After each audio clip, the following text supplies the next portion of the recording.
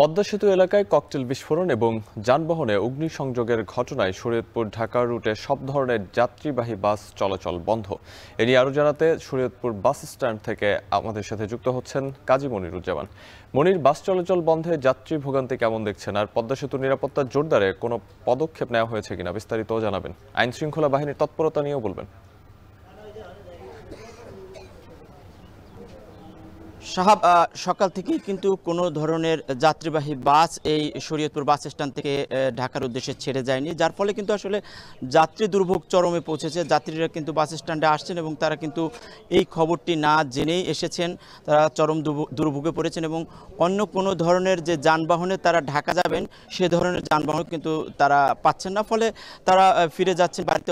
অনেকে অপেক্ষা করছেন যে পরবর্তীতে কী ধরনের সিদ্ধান্ত হয়। আর ঢাকা পদ্মা সেতু যে এক্সপ্রেসওয়ে রয়েছে, ভাঙা পদ্মা সেতু এক্সপ্রেসওয়েতে কিন্তু সকাল থেকেই আন্দোলনকারীরা বিক্ষোভ প্রদর্শন করছেন এবং তারা টায়ার জ্বালিয়েছেন বিভিন্ন স্থানে এবং সেখানে কিন্তু আমরা দেখেছি কিছু যানবাহনে অগ্নিসংযোগও করেছেন, এমনটা কিন্তু আমাদেরকে দক্ষিণ থানার ভারপ্রাপ্ত কর্মকর্তা জানিয়েছেন। তার সাথে কিছুক্ষণ আগে আমার কথা হয়েছে, তিনি বলছেন যে এখনও পর্যন্ত পদ্মা সেতু দিয়ে কোনো ধরনের যানবাহন চলাচল করছে না। বিভিন্ন পয়েন্টে এই বিক্ষোভকারীরা, আন্দোলনকারীরা তারা কিন্তু গাছের গুঁড়ি ফেলে বিভিন্ন যানবাহন আটকে দিয়ে কিন্তু সড়ক অবরোধ করে রেখেছে। আমরা কিছুক্ষণ আগে যেটা জানতে পেরেছি যে নাওডোবার একটি তস্তারকান্দি এলাকায় একটি ট্রাকে কিন্তু অগ্নিসংযোগ করা হয়েছে, সেখানে ফায়ার সার্ভিস এই মুহূর্তে কিন্তু সেখানে নেভানোর কাজ করছেন। এছাড়া শিবচরের একটি এলাকায় কিন্তু যাত্রীবাহী বাস রাস্তার মধ্যে রেখে দেওয়ার কারণে কোনো ধরনের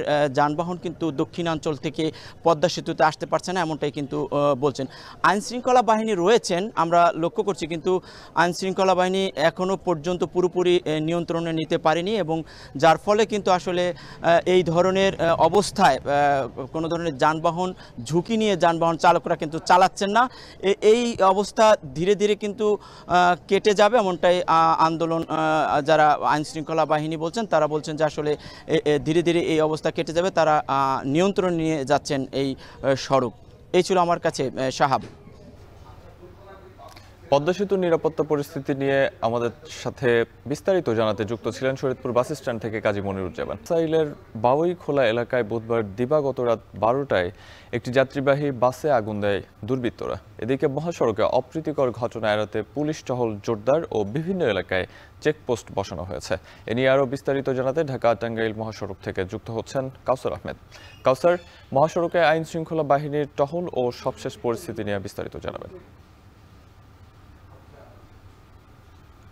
জি সাহাব, আমি কিছুক্ষণ আগে টাঙ্গাইল সদর উপজেলার নগর জলপাই বাইপাস এবং করাতিপাড়া বাইপাসে আমি দুটি পুলিশের টহল টিম দেখেছি। তাদের সাথে আমার কথা হয়েছে, তারা জানিয়েছেন এটি তাদের নিয়মিত ডিউটি। কিন্তু আমি জিজ্ঞেস করেছিলাম আজকে তো 13ই নভেম্বর, এই উপলক্ষে কি বিশেষ কোনো ডিউটি আছে কিনা, তবে সেটি তারা না করেছেন। আর এছাড়া আমি গতকাল বিকেল এবং সন্ধ্যায় এই মির্জাপুরের ঘোড়াই এবং বিভিন্ন এলাকায় আমি পুলিশের চেকপোস্ট দেখেছি যে তারা ঢাকায় যারা প্রবেশ করছে অর্থাৎ গাজীপুরের দিকে এবং গাজীপুর এবং ঢাকা থেকে যারা বের হয়ে টাঙ্গাইল এবং উত্তরবঙ্গের দিকে যে সমস্ত যানবাহনগুলো যাচ্ছে সেগুলো তারা তল্লাশি এবং জিজ্ঞাসাবাদ করছেন। আর আমার পেছনেই রাতে একটি যাত্রীবাহী বাসে আগুন দেওয়া হয়েছিল।